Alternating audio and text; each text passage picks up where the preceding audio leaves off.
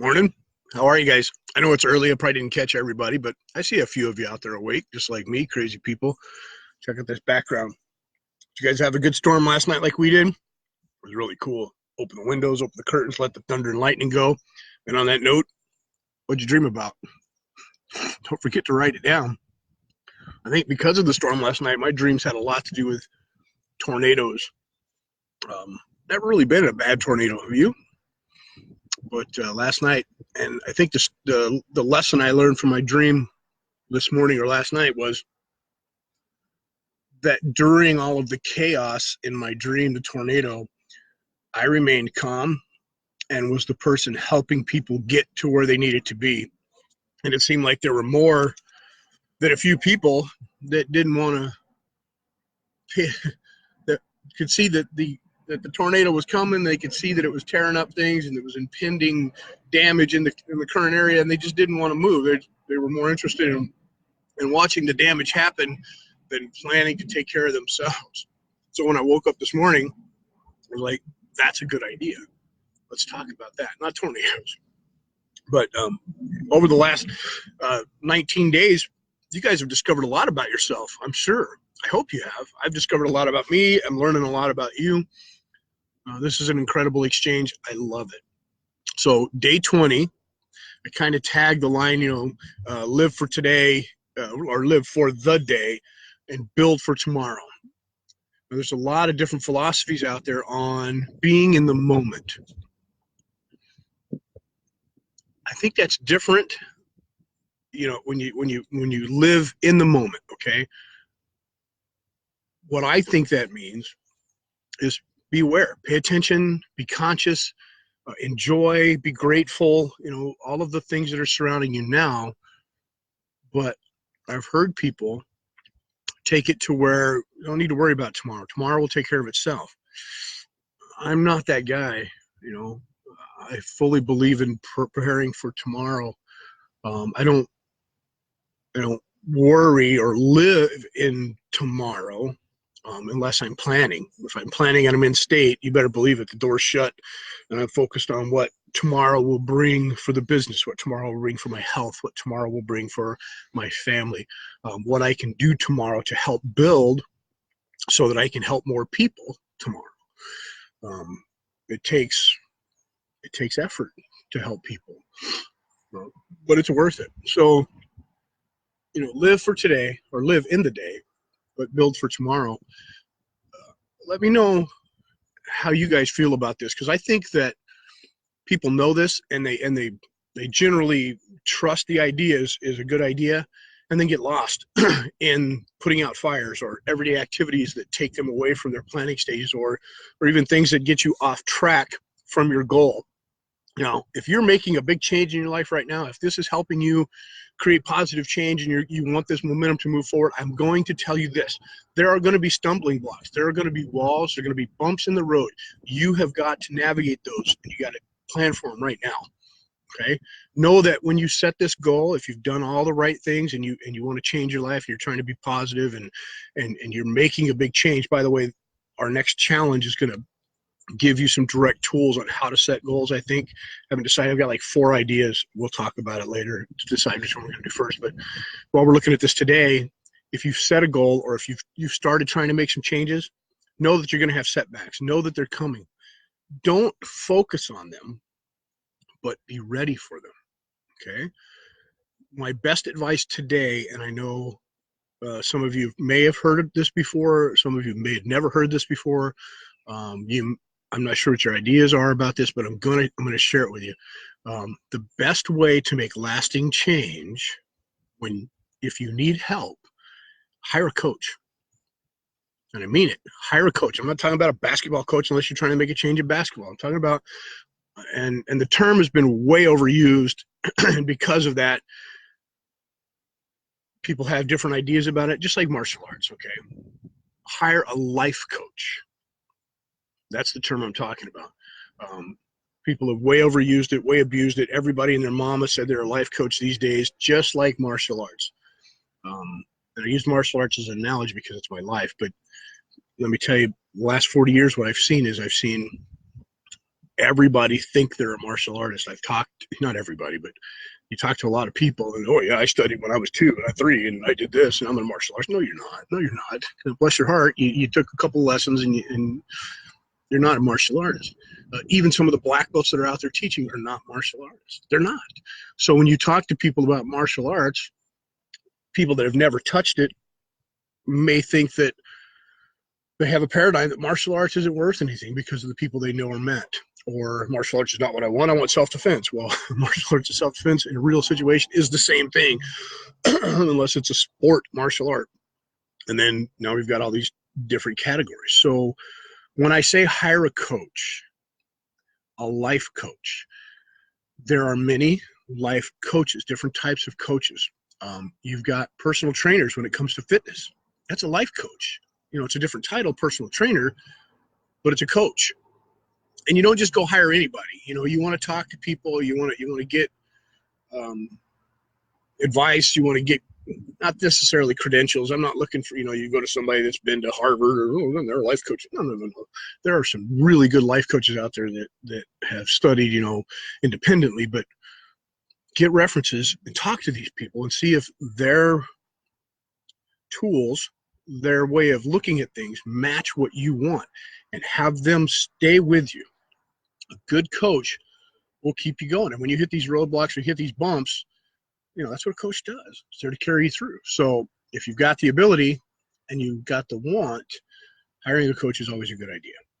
Okay, so if you're making changes and that's what's going on, you find that you're going to hit roadblock, plan for tomorrow. Live for today, build for tomorrow. Okay. A couple things I wanted to point out today that we've covered that you guys are doing really well at. And I see a lot of comments, Mr. Davies, 1 or 2, buddy. I love it, but when you put a bunch of them like that, unless it's helping you, if it's helping you, flood my page. Please do it. Somebody touched on and pointed out you become who you spend your time with, and the way they put it was, show me your friends and I'll show you I'll show you who you're going to become. This is a truth. Okay, this is a truth. Who you spend your time with is who you will become. And I'm not talking about you're going to be exactly like that person, okay? But when you surround yourself with a certain type of person or a certain type of people or a group of people, you start to emanate or radiate the things that you have in common, and you grow those, and pretty soon you will be like the people that you like, okay? So when you raise your standards, some people fall away, and that's normal and natural. It's not a mean thing. It just happens. But a lot of us will settle when we raise our standards based on environment. Let me point this out. And again, what I'm doing is reviewing. So there's going to be a lot of things that come across today just in a short amount of time. So as we go back, raising your standards and looking at who you spend your time with, okay, this is what we're talking about. Environment. When, let's say, you want to make a certain amount of money, okay, and you've convinced yourself that you're not making enough, but in your thermostat, inside your paradigm, you believe that based on your environment, $80,000 is a lot of money. And man, I'll never make $80,000. Let me tell you something. $80,000 is middle income. Okay. People can live on a lot less, and they do. Do you want to live on a lot less? Do you want to make more? Now, is money the root of all evil, or does it solve problems? Let me tell you this. Even with a lot of money, you're still going to have problems. You'll have money to handle it if you can throw money at it, but you'll also have a better set of problems. But money doesn't solve everything. My point, though, boy, that's a rambling. My point is, if you believe you're only worth a certain amount of money, and you think you should earn more, and your environment dictates that you're at the top of your circle, you may have a hard time breaking that barrier. That makes sense? I talked to kids today, and it amazes me. The construction industry is still booming. I mean, people are still building, right? We all know that it's about overbuilt and it's ready for another bubble. But you take advantage of that. You learn to play both sides, the up and the down, right? Pay attention. But I talk to kids that are jumping into construction. They've quit school. I don't want to go to college, and I'm gonna, they've convinced themselves that college is not the way to go. That they're gonna start, and they're making more money now than all these college kids. Well, that's your truth, and it's a truth. There are some people that I think need to go to college, doctors, okay. But if you are in construction and you're making good money, have at it. We need good tradespeople. We really, really do. And bless your heart for being a go-getter, because a lot of kids are sitting on their butt not doing anything. They want to be video game writers or something. Not that those people aren't needed to, but you know what I mean. But on the topic of paradigms and money and the bubble, when I was in college, way back in the 80s, I could walk onto a construction site in Phoenix, Arizona. I had my own bags, I had my own hammer, I had my own tools for the most part, my own drive. I could walk onto a construction site and tell them I wanted $16 an hour. We're talking like 1984, 1983, 1984, 1985. Tell them I wanted $16 an hour and get it that day, and start working and rolling trusses and framing and laying out floors. Boom, and get it. $16 an hour. And you look at what's being paid today, and people are still selling for $16 an hour. You got to shift your paradigm. I mean, if you want $16 an hour, it's out there. If you want $200,000 a year, it's out there. If you want $1 million a year, it's out there. Okay, raising your standards to meet your environment is what I'm talking about. Okay, sometimes we settle for what our environment dictates. Be aware. Okay, let's move on to something else. I don't want to harp on you guys. Let me share with you what I learned. Let's talk about this. Let's move forward. I worry about dementia. Let me rephrase that so that I use my words right. Okay. I am aware that dementia exists and Alzheimer's exists, and that it's very detrimental to the lives of some of the people I know and love. I have students who have lost family members to it. I have students who are dealing with it right now. Their family members are dealing with it right now. And with my health issue that I went through, some of the treatments that I was involved with before I found the Ayurvedic ideas and ways of doing things. People pronounce it Ayurvedic. Look up Deepak Chopra's people and talk to those guys. The treatments that I was involved with killed some of my memory. May have saved my life, but my memory, some of my memory is squashed. So I feared, I started to say I fear, but I don't fear. I have a strong respect for the possibility of dementia. And I've looked into the causes. People really don't know. I've looked into some of the things that they think may cause it, and they really don't know. But what they have figured out, and I'm going to share this with you because this is important when we're talking about live for the day, but build for tomorrow. This house, this chamber that carries your soul and your intellect and your consciousness, this physical thing is not you. Okay, it's not you, but you need to take care of it. Whether you think you're going to live to 30, you think you're going to live to 80, or you're done now, I don't know, but you need to take care of it, right? So for the future, for me, I worry. I guess I do. I guess I worry. I'm not stressed about it, but I do worry. I do think about the possibility of me losing my memory and dementia. Not that I want it to happen. I don't. But it's one of the things I plan on living to be 120, 130. Got to live long enough to piss off everybody. Right? I'm just kidding. But I want to remember. Okay.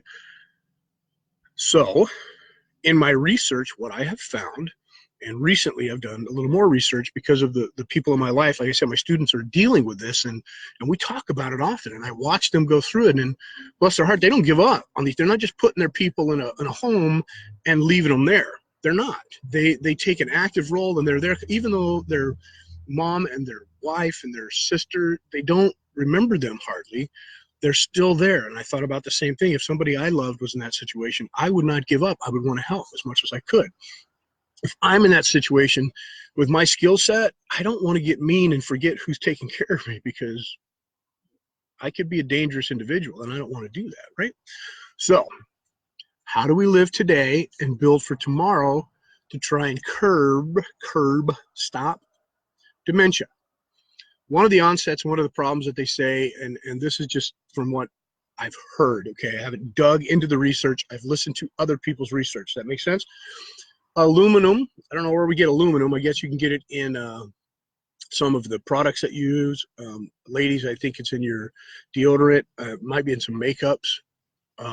This is what I heard this lady speaking about anyway. There's a couple of websites you can go on and put in your products that you use every day, your shampoos, your toothpaste, your lotions, and it'll tell you the toxicity of those products and how it affects your body. But aluminum was one of them. Geez, what was some of the others? I can't remember. I just saw this part the other day, but her research was on new activity and fitness. In physical fitness, I know you don't want to hear this, but exercise 3 times a week, 30 minutes a day. Now that's not a lot, people. Come on, 3 times a week, 30 minutes a day, and you need to get some aerobic type exercise in there. I think the percentages were like almost 30% less in a certain category of people that were known to have dementia with these 2 chromosomes or these 2 types of DNA markers that they thought were the keys to finding it. The DNA marker was correct 60% of the time, I think, so it wasn't 100%. But in that 60% of the people that marked it up, exercise made a huge difference. They also did a nun study. They took these nuns, I think it was 636 of them, and watched them. And the nuns allowed them to, mark and track their lifestyle, their words, their actions, the good deeds that they did. And then even some of them allowed dissection of the brain after they had passed, so that they could actually look at the activity in the brain. And what they found was good thoughts and positive, of course, in nuns, well, some nuns, I guess, if you're Catholic, but the actions, the words that they spoke, and having a driving purpose. The nuns who had the biggest purpose for life, for living, I know it sounds funny, but some of them had a bigger purpose than others, less dementia amongst that group. And when they dissected some of the brains, it was really interesting to them that they found that some of the markers of the brain, like the physical malformities of the brain that's in dementia patients, were present in some of the people who didn't have dementia. Damien Abbott, having legitimate people who inspire you is a tool that keeps you focused too, and it's cheaper. That's your paradigm, Damien. It's cheaper, but you're right. It is. Coaches can be expensive. Martial arts instructors are life coaches. If you get a good martial arts instructor, like Mr. Abbott, myself, Mr. Voigt, I know a lot of them, and I watch them. They teach you way more than kicking and punching, and generally across the board, they are a lot less expensive than professional coaches, even though they're professional coaches themselves. I myself am a professional coach. I went through the Tony Robbins Institute and did all that just because of, as a martial artist, I knew it was part of my being. So I did that, so I could get some good tools. Let's go back to dementia. For saving people from dementia and saving yourself, what you eat, what you do, what you think, and you guys know this, become your reality and also have an effect on dementia, just like anything else, right? Cancer, anything else. So I want to share this with you. Everything that you experience is food. I know, don't get hung up on the words, but everything you experience is food. What you hear, what you see, what you smell, what you touch, what you taste, what you ingest is food and becomes a part of you. Let me say that again. Everything is food. What you see, what you eat, of course, what you smell, what you feel, everything that is involved in your senses becomes food. It becomes a part of you. You eat and you digest and you get rid of some parts of it, and some parts of it it becomes the fuel that you need. It runs the organs in your body. It settles and makes you fat. It doesn't, but that's one way of looking at food. When you look at what you eat, where did it come from? Are there preservatives in there? Are there poisons in there? That becomes a part of you. And so does everything else. What you feed your soul with, what you feed your mind with, all food. And it all becomes a part of you. I want you to start thinking about that. So while you live for today and you have a good time today, but you build for tomorrow, what you put in, okay, put good in, get good out, right? Start changing the way you see things. Start changing what you see. Now, do you get up every morning and turn the news on? Now, I don't want you to put blinders on and believe that the world is, put your rose-colored glasses on and don't see anything that's taking place. But do you get up in the morning and you put the news on and then focus on all the negative things that the news is saying? And I'm not going to crash on news because they do what they do, but let's face it. If you woke up in the morning and all they were talking about was how many good puppies were given away this morning and that the flowers bloomed in the park, you wouldn't watch for a long time, would you? They sensationalize the bad and bring it forward because that's what sells.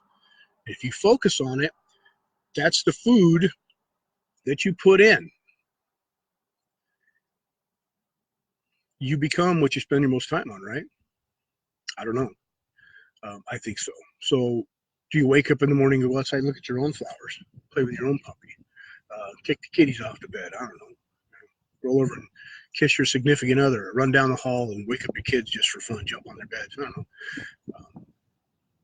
I guess I've rambled off the subject. I didn't really have a whole lot to talk to you about. I wanted to talk to you about the dementia thing and health and taking care of yourself, but you guys know that. If you need advice on fitness, training, I've got even a website you can go to for your brain. It was, I can't remember it. It was Brain Games, or no, it was, what was it? It was brand new to me, so I wrote it down. I wrote it down quick. But I think it was antiaginggames.com. That's what it was. And I'm sure there's a ton of brain games activity. What do you guys do to help your brain? Do you play chess? Do you learn a new instrument? Do you learn a new language? What are you doing to improve those cognitive functions? Good morning, Ms. Phelps. Let me know. But there are lots of things you can do for tomorrow. If you need help, like I said, I can point you in the right direction of a coach. I know personal trainers. I know nutritionists. I know martial artists. I know life coaches. I know business coaches. I know financial gurus. I know lots of people. And to top it off, I do a lot of that myself, and I can help. So if you're looking, contact me offline. And we'll talk about that. Alzheimer's, dementia, though, is something that I want you to think about. If you see it in other people, or if you think it might be in your family, don't focus on it. Don't bring it to you, but take care of it now. Take care of it now. You may have it. I think they said 30 years before symptoms, even 20 to 30 years before symptoms even show up. Environment can cause it. Some people in their work environment have worked a job for over 20 or 30 years, not knowing that the chemicals and the things that they were in have affected their brain. Brain injuries were almost the number 2 or number 3 cause of dementia and Alzheimer. So if you played football when you were a kid, or if you're a martial artist, been kicked in the head or punched in the head, you can get a brain scan and look at that soft, buttery tissue that's up there in that heart surface and see what's going on. Now, if it is injured or destroyed in certain areas, it can be repaired and fixed. It really can. So you cellularly reproduce your body, your entire being, cellularly every 5 years. Some things are 30 days. Some days, you regenerate new cells immediately. So if you can do that, and it's possible, and it is, start doing it. Pay attention and direct that. What you put in, the food that you put in, becomes the new cells that are being built, right? So come on and do that for yourself. All right. Day 20. I love you. I'm not going to, I can't say I'm not going to recap because I'm going to keep rambling here if I didn't cover everything. How about this? Rich Boyce, are you on there watching? A lot of people know Rich. He's all over the internet. Bless his heart. And he's a Kempo nut, Rich Boyce. He's one of my students now. He's been a student of a few people, and he loves American Kempo. He loves Larry Tatum Kempo, which is why he's with me right now. And it's his birthday. So if you know Rich, ignore him today. I'm kidding. Don't do that to him. He'll explode. His head will explode. Tell him happy birthday. Slap him on the back. Kick him in the groin. Whatever you need to do. Cup check. Mr. Boyce, happy birthday, buddy. I love you. I'm glad you're with me, and you're doing really good. Keep it up, okay? And I guess that's it. Just gotta have a beautiful day. Clouds are. I don't mind the clouds. They're clearing up. Sun's coming up. Mr. Abbott, it's good to see you. Miss Serrano, I know you couldn't make it to class this morning. I hope everything's okay. I love you. Have a great day. And Myron Huntley's online. I love seeing Mike on here all the time.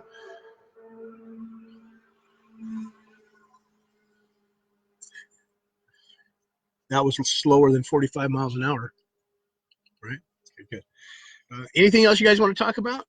We're on day 20. We got 10 more days to go.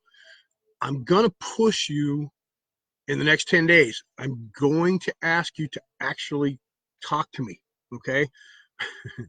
Are you scared? I want to know, out of everything that we've done so far, what is working best for you, what is not working for you, what you think. Let me rephrase that. What is working best for you, and then what is it that we've discussed that you would love to have work for you that you haven't at the moment been able to create? How's that? Because I can help you do that. And it may not even be necessary. But remember, you are what you think. Today, you are the result of what you thought yesterday. Imagine what you can be tomorrow. All right. I love you. I'll see you tomorrow morning. It's going to be Sunday. Give me some time, okay? I think I'll be traveling, so it may be like 1 or 2 o'clock Sunday afternoon. And then I get to mow. All right. Have a good day. Until then, I'm going to get the hang of this. Watch this. Peace. There it is. Hey, Matthias.